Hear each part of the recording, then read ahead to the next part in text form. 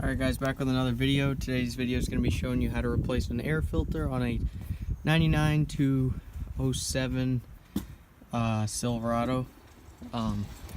So it should be general for all other years too, but definitely the same for those years.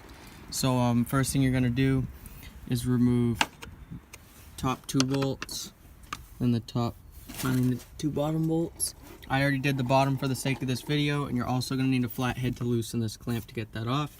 Sometimes a little WD-40 spraying in there will help big time too. But I have a STP premium air filter I will be putting in, so I'll show you once I get it open.